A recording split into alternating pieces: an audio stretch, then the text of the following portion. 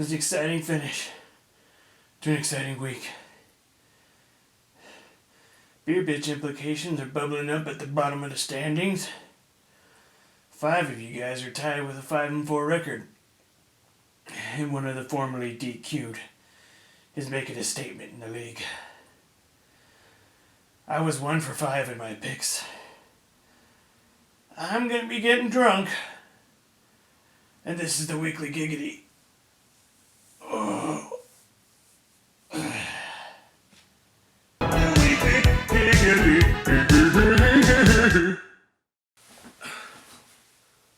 Alright. Let's dive right into the news notes, huh? Big Ben Roethlisberger has been placed on the COVID list due to high-risk close contact. And as of now, he is expected to play Sunday against the Bengals. Christian McCaffrey came back after 6 weeks and had a very Christian McCaffrey kind of week, though he did suffer a shoulder injury and is doubtful for this coming Sunday. Nick Chubb and Miles Sanders are practicing and both expected to play this week. David Montgomery and David Johnson have been placed in concussion protocol. Not practicing are Joe Mixon, Kenny G, Darrell Henderson, Antonio Gibson, and Choo-Choo. And guess what, guys? Somebody finally made a trade in this league. It's about goddamn time. Tony gave Slater Chris Godwin and Robert Woods in exchange for Julio Jones. Woods was extended 1 more year. Slater was busy and also made another deal, giving Noor David Montgomery and T. Higgins in exchange for Chase Edmonds. Wednesday waivers had cleared, and they were led by Slater, getting Hyde the Duke Johnson for $6. Kevin picked up Corey's boner-inspiring Jared Goff for $3, dropping Cam Newton. Tony grabbed the Dolphins' defense, and Sam got Tyler Bass for $1. Okay, let's get into the weekly recap, shall we? All right! First, let us mourn those who fell to the Zero Burger this week. Corey Davis, Rob Gronkowski, and a -2 points for the Jets defense. All players happen to be in the For All Is Funston matchup. Now, match 1.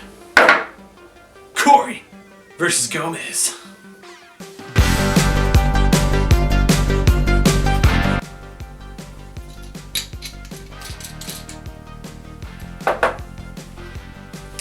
Well, Dalvin continues to cook as Corey's getting back to relying on his few playmakers. Gomez struggled to reach double digits and found himself in a deep hole early. Corey could have won this match with only Kyler and Dalvin, and that's scary. Corey dominates in a landslide, 133-72.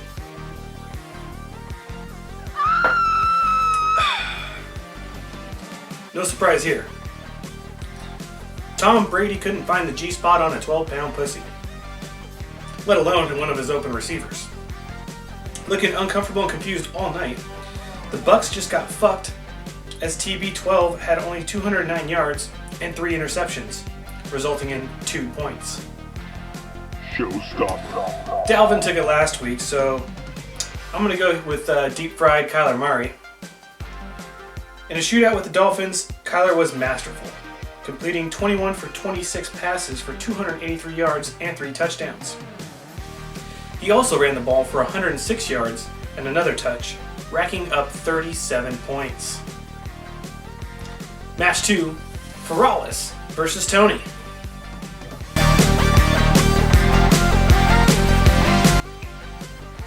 Might as well just leave that open. Gonna be using it again. Both teams not putting up what was expected of them. And this match really came down to the Sunday night game. Michael Thomas returning for Mike, and Tony starting Antonio Brown right out of the gates. But it didn't really pan out as planned. Solid bottom 3 for Tony was the difference as he takes the win 71-95. Cheers.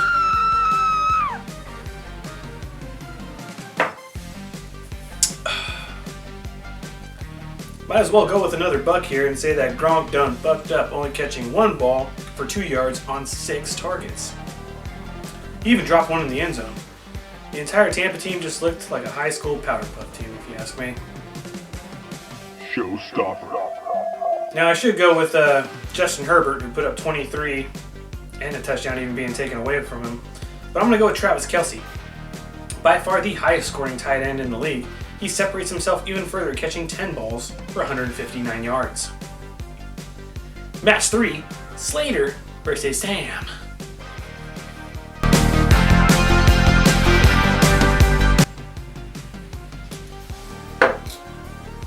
Sam sounded like he was about ready to suck a dick for a top 12 quarterback after Big Ben looked like he might be sidelined at halftime.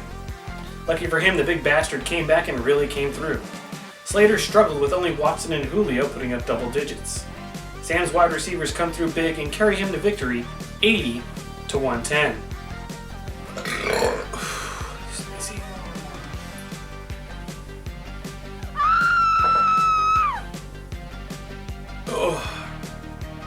I think I'm going to take the Steelers defense here, as they should have manhandled the Cowboys.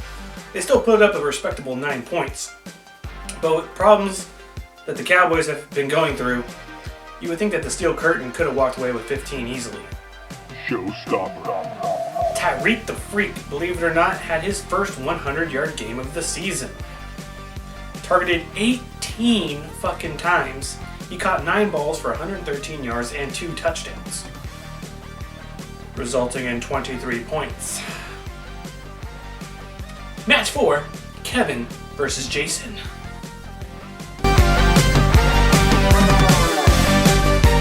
Oops.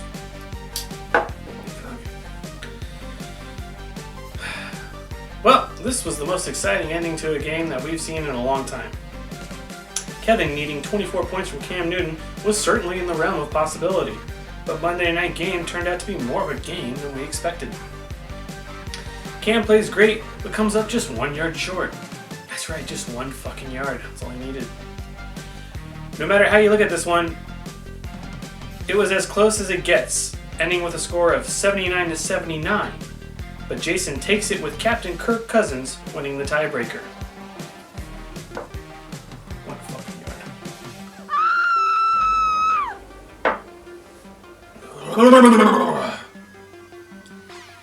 The Miami-Arizona game was one of the best of the weekend.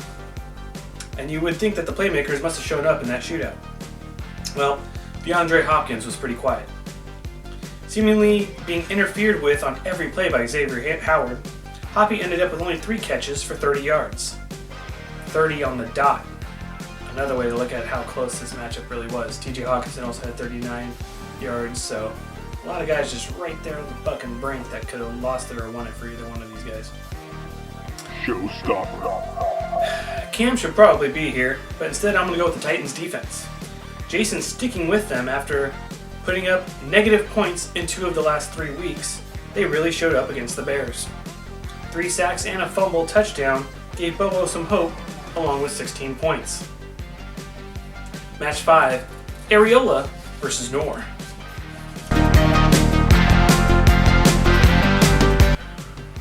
The only match I picked right this week. These lineups were very similar in scoring. Both had big quarterback play and 1 20-plus position player. Both squads also struggled at the bottom 3. A very important matchup in regarding the standings. Juju finally showed up and helped Mike secure a big win, outscoring Noor 109-95. As I said last week, Big Ben and Juju should have big games against Dallas, and they did. I didn't think I had to mention that James Conner should also feast, which makes it shocking that the Steelers couldn't establish a run game against that Swiss cheese of a defense. Conner only ran the ball 9 times for a total of 22 yards in this close game. Showstopper. Run CMC came back and seemingly didn't miss a beat. He was the bell cow and efficient in catching the ball with a nose for the end zone. He did suffer a shoulder injury late in the game, but looking at his score, you wouldn't know it. McCaffrey totaled 151 total yards with 2 touchdowns, getting 26 points. Alright. I'm going to take a quick cold shower, and then we're going to get into the upcoming matchups.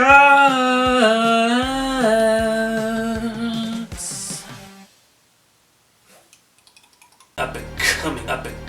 Matchups. Whiskey chaser. Alright, boys. It's time for the divisional games. As everyone has played everyone already, we now get a repeat from the first 3 matchups of the season. So let's get started. Match 1. Nor versus Corey. Nor as Nick's Fury will head downtown to take on Corey and his... Is that a chub? Nah, just my dick. No bye weeks here, but Nor's running backs may get thinner with Henderson and newly acquired Monty trending down. Their quarterbacks are facing off against each other, which should be fun to watch, along with both of them relying heavily on their Packers. Early projections got this one at 94 to 112. Corey. Chubb likely back could see a limited role, but is still a boost for Corey, who can't just rely on Dalvin to get 30 points every fucking week. Especially against the Bears this week. That happens, Jesus. Nor has options in Fournette and Ayuk if his running backs can't go. But I think I gotta take Corey here. Match 2, Tony versus Areola. Continuing the Marvel theme this week, Tony's Hail Herbra will dive to the east side to battle Nipple and his Hey, Mr. Robinson. Mike is in trouble this week as he will be without Patrick Mahomes or Christian McCaffrey, likely. Tony has 2 studs on bye in Julio and Kelsey. Mike might have to decide tonight on whether or not to start Jonathan Taylor against the Titans, as Boston Scott might be returning to a backup role. Gala shows this one at 96 to 85, Tony. Herbert has put up 20 plus in all but 1 start so far this year, so I imagine he could do it again this week against the Dolphins. Chris Carson could return, and the Hawks are really missing him in the run game. It'll be interesting to see what Mike does at running back. I'll go with Tony. Match 3, Jason versus Slater. Jason is still, for some reason, Kevin's Lord and Savior. He'll fly to Mormon country to take on Slater and the Fresh Prince of Bel-Air. Is Jason really going to keep rolling with Singletary and Andrews? Slater has a slew of buys with CEH, Zeke, Crowder, and Hurst unavailable. It seems he will also be starting all 3 of his newly acquired players. Both guys looking for bounce back weeks. Here as the projections show this one at 83 to 91, Slater, though Jason needs a kicker and Slater needs a tight end. Derrick Henry didn't do much against the Bears last week, and he has an even tougher assignment tonight against the Colts. Aside from Hopkins, Jason's squad has some rough matchups. Slater's wide receivers could feast, and Watson should be able to ball. I'll take Slater. Match 4, Gomez versus Kevin. Gomez and his Do You Devonta Fanta will visit the cellar to battle Kevin's Need More Beer? Wave that one for the big bitch. You know that Tom Brady's going to want to come out slinging after being embarrassed this last Sunday night. Kevin is looking for a big week with Jared Goff against a terrible Seahawks secondary. This matchup could depend on the ultimate boom or bust player in the league in Tyler Lockett. Gallo projects this at 99 to 84, Gomez. I want to take Kevin here because Gomez has some tough matchups, but I just can't see where that's happening. Kev can really use a healthy Miles Sanders to give him a shot this week. Fuck it. Get it together, DJ Moore. I'm taking Kevin. Okay. In match 5, Sam versus Ferrari. Back to the MCU. Sam's Chark Industries, hashtag make Corey draft again, hashtag 274, will head to the south to take on Ferralis and the Lamb of God squad. Touchdown machine Tom Gurley is on bye, and that really hurts Ferralis here, though Sam will be without Tyreek, Ridley, and Korean kicker Koo. If Big Ben isn't cleared, Sam will have to run with the struggling Matt Stafford. This is definitely a battle of the wide receivers, and the Gala projects it tied at 91 apiece. If Chris Carson comes back, Mike needs a healthy Mark Ingram to fill a spot. Same on the other side, with DJ likely out with a concussion. The wide receivers should fly, so I'm going to bank on this one coming down to the quarterbacks and take Mike. Alright, boys. It's near the end of the show, so we come to the part of the power rankings. It's the weekly power rankings!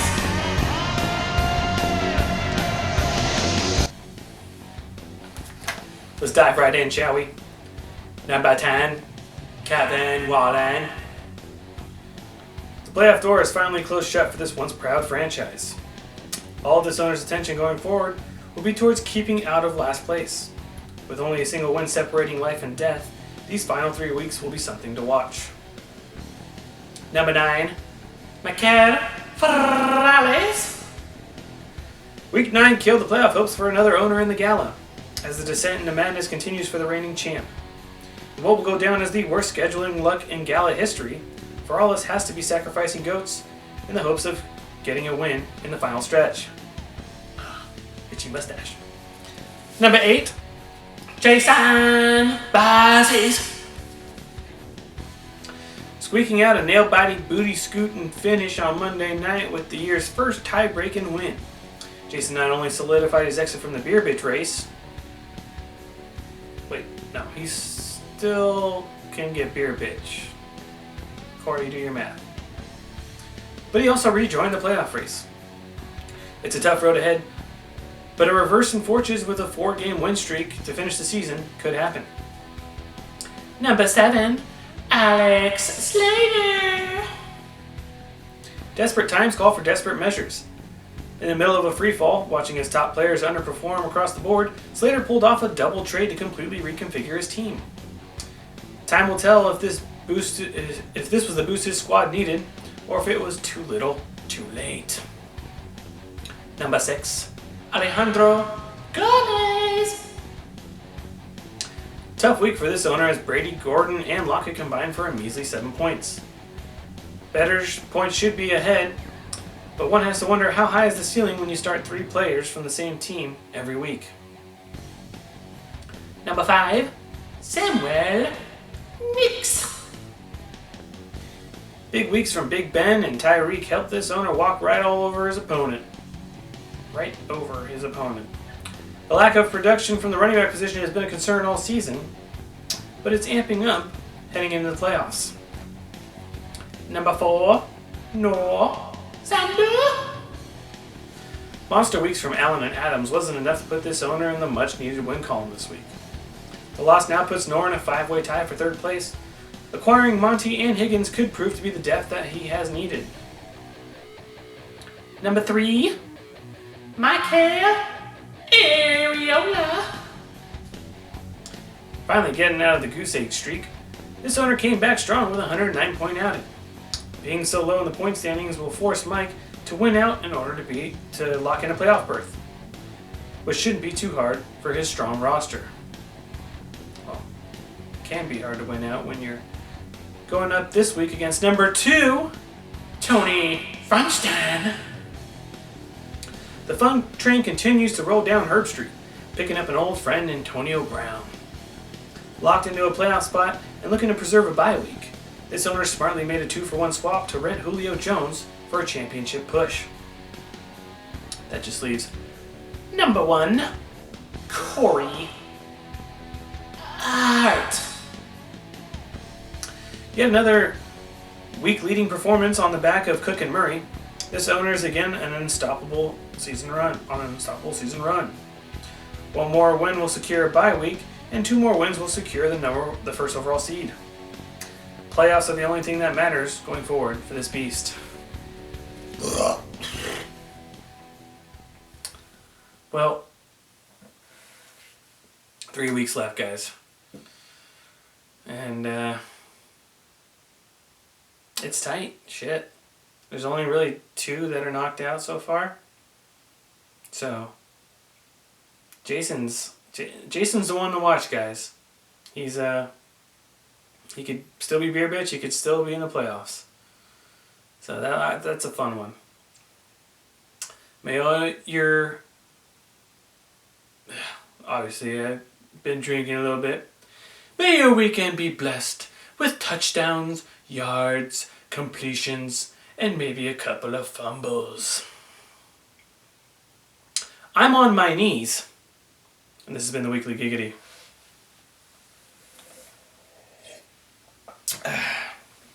It's evolution. We went from monkey people to building robots, and they kill us. It's a prophecy.